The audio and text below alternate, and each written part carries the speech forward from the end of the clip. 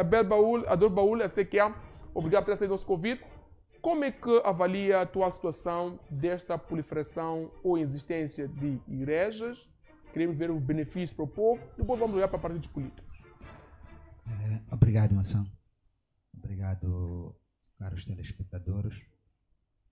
E, em especial, a televisão, que no seu dia a dia luta para transmitir informação fidedigna ao cidadão.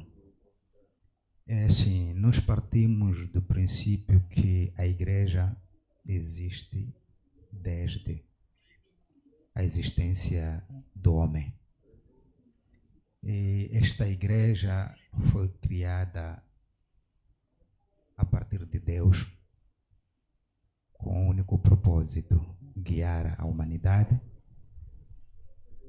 E para tal existe um princípio que Deus norteia o homem, que é o bem-estar. Nesta ordem de ideia, cada revelação de Deus tinha um determinado mensageiro. Antes do surgimento de Jesus, existiram vários outros profetas. Existiram vários outros mensageiros. Chegou a fase de Jesus e, por fim, segundo as Escrituras, até a fase de Maomé, que é o selo da profecia. Para dizer o seguinte, há uma passagem alcorânica que diz: Deus enviou os profetas de acordo com as circunstâncias, região e situação que se vivia naquele momento. Há profetas que foram enviados para uma comunidade, há profetas que foram enviados para uma família, há profetas que foram enviados porque havia uma situação que se vivia naquele momento e Deus acabou assim enviando alguém para isso. Agora, na atualidade nós vemos proliferação de igrejas, até algumas delas já metem medo do próprio nome. Há de encontrar uma igreja que diz o fogo do Cristo. Igreja, sei lá o que é, dos últimos dias. Ok, qual seja o nome? Aqui, resta-nos dizer o seguinte. Maior número destas igrejas são criadas por preguiçosos. São pessoas preguiçosas, não querem trabalhar e querem viver à custa de peditórios. Querem viver à custa de peditórios. Querem viver à custa de ofertórios dos crentes, à custa do esforço, o dia a dia dos crentes. Para tal, os tais crentes vão para lá à procura de satisfação material como tal, não satisfação espiritual como tal. O que eu chamaria de satisfação material? Quando tu tens um propósito, na maioria vão para lá porque querem casar, querem se afirmar na vida, quer ter um carro, quer ter um emprego, quer ter uma casa, quer isto. Então as pessoas vão para lá à espera de uma resposta imediata, daquilo que lhe apoquenta, daquilo que ele almeja alcançar. Em contrapartida, deixa-se a essência, que é aproximar-se a Deus para livrar-se. Atenção, se formos a ver, muitas delas não dizem que Deus perdoa os pecados, quer dizer, praticar uma boa ação para o amanhã, mas sim praticar uma ação para ter resposta de um bem material que ele tanto almeja alcançar. Por isso estão aqui a operar milagres. Eu conheço um amigo meu que professa uma igreja ministerial que se espera dar possibilidades materiais aos crentes. Mas o meu amigo está lá todos os dias, é desempregado. Não consegue emprego, é motorista de profissão, não consegue o emprego, mas está lá à procura de milagres. E muitas das vezes, até comida para pôr na mesa. A coisa mais difícil para mim é quando ele vem ter comigo e outros amigos nossos pedir pelo menos um pão. Falo sério isso, Massamo, um pão. Num domingo que ele estava com os crentes, colegas, amigos da igreja, e sai dali com fome, a família em casa não tem comida, e a minha questão é, qual é a mensagem que a tal igreja transmite para um crente que está ali e sabendo da situação do crente, acredito, as pessoas sabem, porque revelam-se, conversam, e a igreja não faz uma vaquinha para poder ajudar o crente. Vive de renda. Há bocado teve a esposa que teve bebê por cesariana. Não tem fralda, não tem comida para aquela senhora, nem para ele mesmo. Tem mais um outro bebê. É difícil. Então, para dizer o seguinte, as pessoas não estão a profanar as igrejas porque querem a paz, querem a libertação. E mais, alguns políticos fantoches também aproveitam-se desta desatenção para granjear simpatia a partir da igreja, indo para lá, pedindo operação de milagres, porque quer governar, e depois reúne, e como não bastasse, também aliam-se à superstição. Por detrás de esta ladainha de falar de igreja, por detrás vão para lá a superstição, que no fim do dia vem dizer que bateram mesmo. Existem isso sim. Nós já vimos no momento da campanha alguns que já chamavam os pastores para poderem lhes abençoar, e alguns até chamavam os curandeiros para poder reunir com eles, poderem partilhar-lhes a fé que não é fé, ou o milagre que não é milagre, a superstição por detrás de tudo isso, para ver se perpetuam-se e continuar a governar. Então, para dizer o seguinte, os irmãos estão adormecidos. É preciso analisar. Há uma coisa muito boa que eu aprendi ao longo desses tempos, e acredito os outros também aprenderam. Quando se fala de oração, as pessoas quando oram é porque vão a uma ação. É um pouco caricato alguém sair 8 horas, entrar na igreja, ficar até às 16, 17 horas. Desculpa lá, primeiro é a própria higiene. Tu sais, vais para uma casa sagrada. Vais fazer necessidades, esse intervalo de tempo, e voltas a entrar num ato sagrado. Só o facto de tu sair e ir fazer uma necessidade, seja menor, assim como maior, é sinal de impureza. A primeira condição é a higiene corporal. Desculpe usar o termo, para quem faz necessidade menor. Acredito que alguma parte da urina goteja sobre o seu corpo ao longo de um tempo, e você está ali, está a falar de Deus. Como vai falar de Deus se estás impuro? Então, é preciso também percebermos quanto tempo uma oração tem de levar. Não é adormecer as pessoas durante o dia todo, com tanta insegurança que existe nas nossas comunidades. Tu fechas as portas, vais à igreja das 8 às 16 ou até às 17. O amigo do alheio entra na tua casa, tira-te a camisa, tira-te o prato e vai-se embora.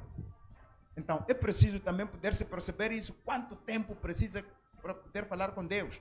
Para falar com Deus, nem precisamos estar lá 4, 5 horas. Porque em qualquer canto tu podes falar com Deus. Ok, nós vamos aqui acompanhar esta reportagem, já que estamos a falar aqui de proliferação de igrejas, de profetas e o papel do governo. Vamos acompanhar esta reportagem feita pelo Kaká, falando sobre este suposto homem de Deus que aparece com uma mensagem. Carrega aí. Moisés, o povo chora, o povo sofre. Deus, Deus ficou 400 anos no silêncio. Portanto, hoje, sobre as reclamações das pessoas, sobre as inundações, cheias, águas, sobretudo em bairros como o Lene, entre outros bairros, as pessoas clamavam por socorro. E como Deus ouve todos aqueles que o pedem, Ele enviou um profeta, que é o profeta Moisés. Este que veio em carne e osso, dos céus até a terra, para poder dar a resposta que Deus tem para este povo. Mas como vocês sabem, há dias também surgiu um outro Moisés. Mas este Moisés diz que este outro que apareceu é o Moisés falso. Eu sou o verdadeiro porque Deus me mandou dos céus até a terra para falar com o povo de Deus. Vocês vão ouvir aqui em primeira mão este Moisés. Este homem que está ungido do poder de Deus. Este homem que não ficou satisfeito pelo surgimento de um outro Moisés falso, segundo as suas alegações. Moisés, como te sentes? Como é que está? Eu estou bem, graças a Deus, mas pronto. Pela situação da vida e daquilo que está acontecendo. Ok, pela situação da vida, aquilo que está acontecendo no país, aí está o suposto Moisés. A pergunta que eu coloco assim, caríssimo convidado, como é que deve o governo agir face a essa situação que estamos aqui a ver? Qual é o benefício para a sociedade? Aparece um homem, diz que é Moisés, aparece ali a igreja no bairro. Qual é o benefício para a sociedade? Tem havido benefício? Dizia que conhece alguém que vai à igreja sem dinheiro, dá uma oferta na igreja, mas passou por necessidades, não mobilizou-se dinheiro para apoiar aquele cidadão. Será que uma igreja deve dar dinheiro ou deve dar oração? É assim, nós partimos que a igreja tem um propósito, aproximar o crente ao Senhor, a Deus. Mas também tem um outro papel que é de solidariedade, como humanos, como quem diz. Quem sofre, estando diante de nós, nós temos que dar o nosso pouco para podermos apoiar, ajudar a ele. Então, a solidariedade é imperativo em qualquer comunidade, seja na área política, seja social, nesta vertente religiosa, é preciso acolhermos ao próximo. Agora, a sociedade, por exemplo, aproveita-se pela distração desses homens cair no erro. Primeiro, é que estes senhores que dizem serem profetas não têm nenhum livro dado por Deus. Eles apenas aproveitam-se do livro, que é a Bíblia. E a Bíblia não foi revelada para servir a eles, para enganar as pessoas. Jesus, quando recebeu a Bíblia como guia para as pessoas, apenas aquele livro sagrado, a revelação veio apenas para Jesus. Agora, o resto dos outros são seguidores. Então, não se pode intitular estes de profetas. Estes são doentes mentais e carregam consigo um leque de pessoas que os seguem, chamando eles de profeta, quando de profecia eles não têm e de profeta não tem nada. A sociedade precisa de despertar. Passa muito tempo a ser usada por pessoas que não lhes ajudam. Por mim, até, além de dizerem que somos profetas, deviam ser conselheiros. Era prático, porque eles buscam um pensamento bíblico, tentam ajustar a realidade social, em algum momento acertam. Então, de profecia não tem, deviam ser meramente conselheiros. E assim iriam se dar melhor. Vimos há poucos dias um determinado profeta que profetizou as águas que deviam parar ou secar num determinado intervalo de tempo. Porque Deus não está para os falsos, aquilo não aconteceu. E a população acabou cobrando a ele, profeta, e dizia: eu peço desculpas, peço desculpas. Quer dizer, você fala algo que não é de convicção de Deus. 2, você não está conectado a Deus. Por isso, as suas operações milagrosas não dão efeito. Você está desprovido do poder de Deus. Olhando para os políticos que surgem, esses partidos que vão surgindo, o que significa esses novos partidos? Há alguma vantagem para o povo moçambicano? Há alguma vantagem para a própria democracia? O surgimento ou de novos partidos políticos, ou melhor, esses que também só aparecem na época das próprias eleições? Os partidos políticos não se distanciam também da corrente dos pastores. Os partidos políticos, existem partidos políticos, sim, sem ação no terreno.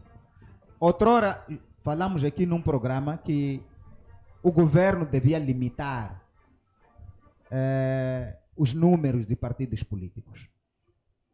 Primeiro é que não podemos acomodar preguiçosos que dizem defender o povo e só defendem no momento das eleições. Defendem no momento das eleições por quê? Porque eles sabem que é no tempo das eleições que que há possibilidades de eles ter uma parte do dinheiro, do erário público. E vejamos, só para realizar-se eleições, o governo em algum momento não tem fundo suficiente, precisa recorrer a parceiros ou endividar-se para realizar eleições, e este pouco dinheiro que consegue tem de dividir para esses preguiçosos, alguns, que só aparecem como se fossem formigas no momento das eleições.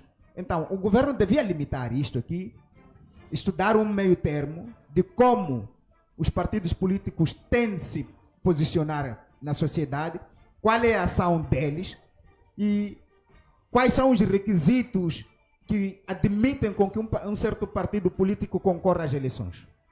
Enquanto não tiver impacto social, este partido político não há necessidade de aparecer no momento das eleições para granjear, para comer dinheiro, é esse termo que vamos usar, para comer dinheiro do povo, enquanto mesmo o povo não tem carteira, não tem estrada, não tem nada, mas vai se guardar esse dinheiro para dar a alguém no momento das eleições. E mais, sabemos que também existem partidos políticos que são criados por alguns elementos no governo para poderem se aproveitar de poucas migalhas que lá depois são dados e dividem, não há prestação de contas e assim vai andando a nossa sociedade de qualquer maneira. Ok, vamos ao nosso segundo tema relacionado com envolvimento de agentes da Polícia da República de Moçambique ou mesmo das Forças de Defesa e Segurança em atos criminais. Que análise podemos fazer em torno desta informação, ou melhor, dessas imagens que nos vão chegando um bocado de todo o país, onde, por exemplo, em Nampula, vimos alguns cidadãos vestidos de uniforme do fardamento policial, supostamente envolvidos no roubo no estabelecimento comercial. Vimos recentemente agentes do Cernic que decidiram deter um homem da Goia que supostamente teria assassinado um agente do Cernic. Não paramos de ter informações, notícias e notícias em que agentes da polícia são rotulados como polícia bandido. A pergunta é esta: o que é que estaria por detrás do envolvimento desses membros da polícia em atos criminais? Tenha à vontade. É assim, os agentes da PRM ou a própria Polícia da República de Moçambique precisam de uma purificação. Há muita porosidade. As pessoas, quando vão à PRM e percebem que há fragilidades internas, aproveitam-se dessas para poderem lograr os seus intentos. Primeiro, o polícia é a condição laboral dele. É muito difícil interpretar a condição laboral da polícia de Moçambique. E para tal, nós já viemos aqui algumas vezes dizer que nós precisamos de uma polícia republicana. Tenho um amigo meu, um familiar, vive na Liberdade, é da proteção de altas individualidades. Conversa comigo alguns assuntos muito tristes esses. Vamos dizer o seguinte: tu proteges alguém e este alguém tem regalias. Ao saíres para casa, tu não tens dinheiro de chapa, ficas na guerra popular exposto, ficas no museu exposto, à espera de um TPM ou um My Love, se assim o conseguires, para casa. Vamos lá analisar qual é a condição moral deste profissional. É triste. Qual é a condição salarial deste? Estamos a dizer coisas concretas. Vamos ver um agente da Polícia da República de Moçambique com AKPM na via pública, no ato de patrulhamento. Não tem água, não tem rádio de comunicação. Aquele AKPM tem um determinado peso, são quilos que tem. As voltas que ele vai dar expostos ao sol, claro que ele foi formado. Mas ao fim do dia, o seu salário muitas das vezes não sai a tempo e hora. E chega em casa, está com fome. A família não tem comida. O filho não tem material escolar agora. E ele vive de renda. E sabemos muito bem que para ter terreno para construir uma casa aqui, nesse solo pátrio, é preciso comprar. É preciso comprar. Que apareçam algumas pessoas dizendo que a terra é do Estado e é proibido a venda da terra. Aparecer alguém que diz, eu beneficiei-me de uma parcela. Não sei se chegam até 10 pessoas. O resto de nós aqui compramos. Mesmo até as matas onde não há nada hoje, para tu poderes estar lá, tu compras. E este polícia não consegue comprar. Agora, também não estou aqui a querer dizer que pelo facto de ver isto, tem de se meter. Não, é uma questão comportamental do indivíduo.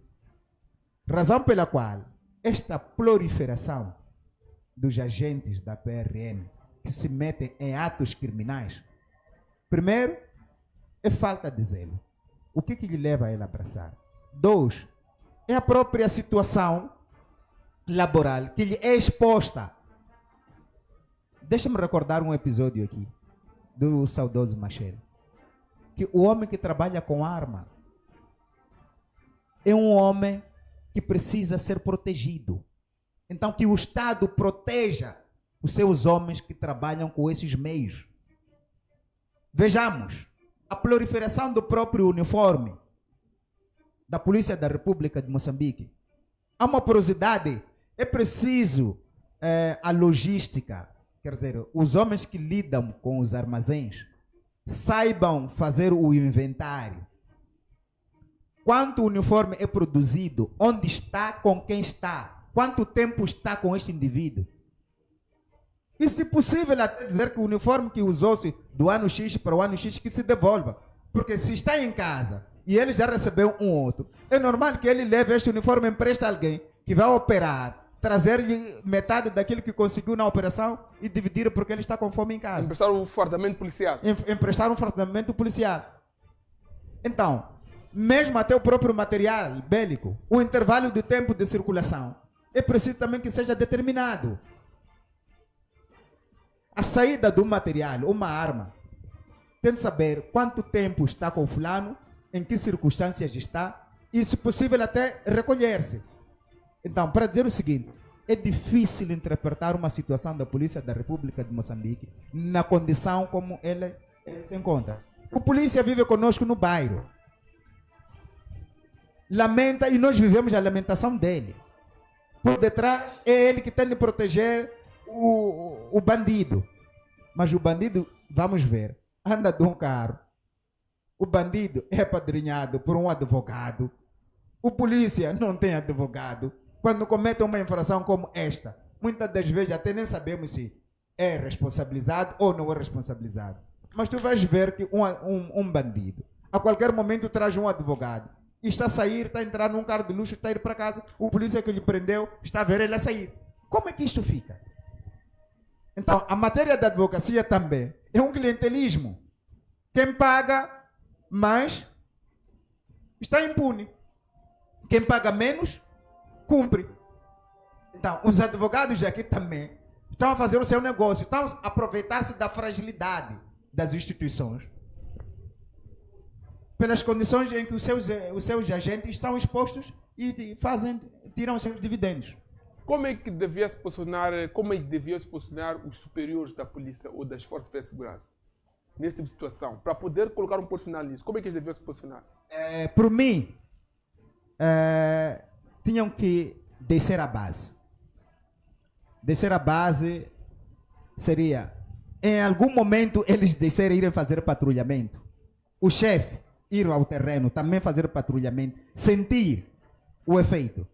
Alguns deles, desculpe dizer isso, saem das academias porque foram apadrinhados, deixaram os outros que estavam na carreira há bastante tempo, saiu da academia, não patrulhou. Olha, o facto de tu saíres da academia, tens que conhecer o terreno, desde o elemento da base. As promoções das patências também não podem ser por conexões, tem que ser por um esforço e lealdade. Agora, seria sensato se os comandantes, nós, vermos um comandante da polícia no terreno. Desculpe dizer isso, mas há um comandante que eu tiro o chapéu. O comandante da 5ª Esquadra que cita na Machava, no distrito no município da Matola. Aquele senhor vai ao terreno.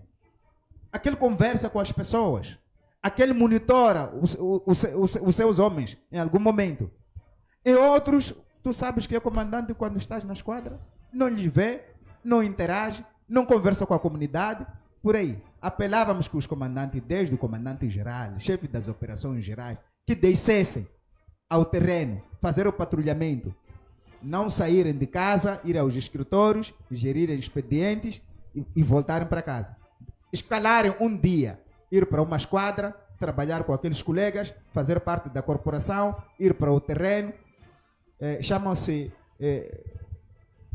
operativos, estar na equipe dos operativos, viver aquilo, para eles também sentirem que estamos acompanhados com os nossos chefes, que neste momento até seriam líderes, né? Líder de uma equipe, para poder tomarem-se medidas ajustadas que beneficiam a todos. Acho que se for aqui aumentar o salário dos agentes, reajustar aqui no salário, as condições de trabalho, comida todos os dias ali, um transporte proporcionado aos próprios polícias, serviços médicos de qualidade para com eles. Acha que isso em algum momento pode limar ou diminuir focos de agentes na criminalidade? Sim, eu acredito que sim, porque o conforto minimiza o sofrimento. Quando o polícia chega no posto de trabalho, a tempo e hora, com um meio próprio, ele prepara-se para o terreno. Aqui o que prolifera muito é a fome. E ele sabe de que se chega alguém e me dá 50 meticais, manchar a minha carreira, manchar a minha reputação. Hoje em dia que temos a sociedade toda ela atenta, olhando a realidade de cada um de nós na via pública, não só, claro que essa gente vai se fazer merecer. Só pela farda que enverga, ele vai se fazer respeitar. E 2, ter um equipamento apropriado para ir ao terreno e ter um salário condigno, algumas regalias equilibradas. Acreditamos nós muito que esta onda de promiscuidade, proliferação dos agentes metidos em outras realidades iria abrandar significativamente. Ok, iria abrandar de uma forma significativa. Nós vimos aqui recentemente um vídeo do professor Adriano Funga, onde ele em algum momento rebatia essas ações governativas, assim como ações